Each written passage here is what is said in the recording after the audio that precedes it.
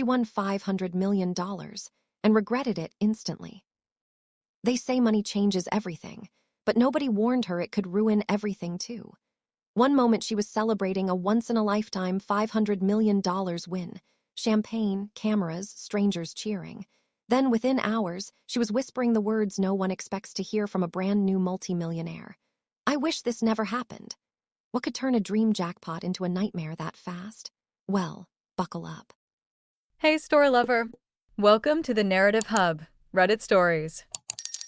Believe me, this adventure gets wild, but it's only epic with you. Seriously, you make this possible. Want more stories?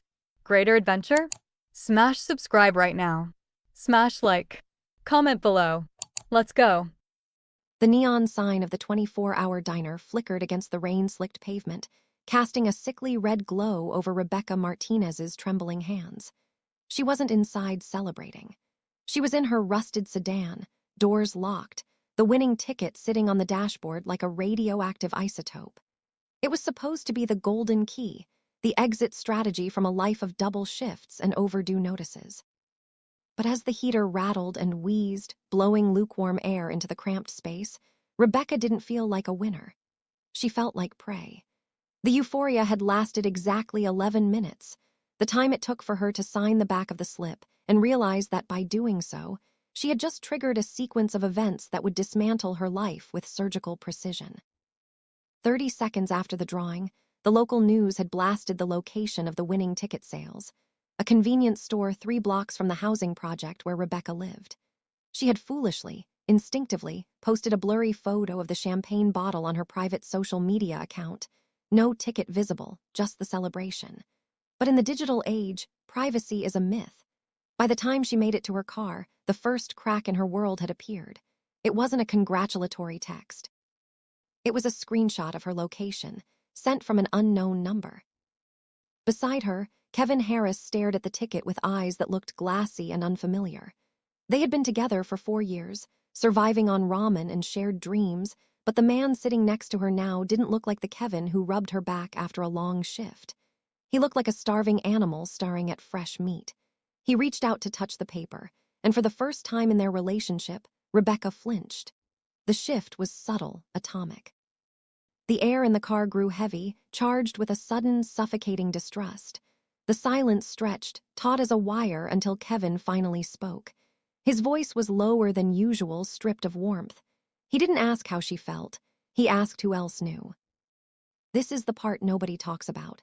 The instant isolation. You assume the danger comes from the outside, robbers, scammers, distant relatives coming out of the woodwork. But the rot starts closer. It starts in the passenger seat. Rebecca shoved the ticket into her jacket pocket, her heart hammering against her ribs like a trapped bird. She needed to get to a safe deposit box, but the banks were closed. She needed a lawyer, but she couldn't afford the retainer yet. She was walking around with $500 million of potential energy, and every second she held it, the target on her back grew larger. They drove back to their apartment in silence, the tires hissing on the wet asphalt. Every pair of headlights in the rearview mirror looked like a tail. Every siren made her stomach drop. When they pulled into the lot, the atmosphere had shifted from tense to terrified. Strangers were already gathering near her building's entrance. Reporters, neighbors, it didn't matter.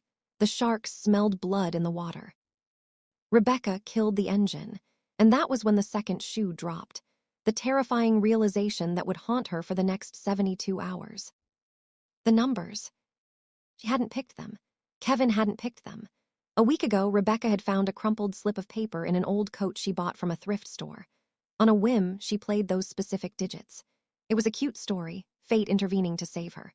But as she watched the crowd gathering by her front door, a memory surfaced, sharp and cold. The coat hadn't just belonged to anyone.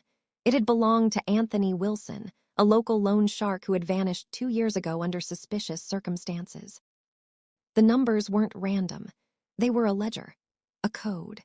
And by broadcasting them on national television as the winning sequence, she hadn't just won a lottery.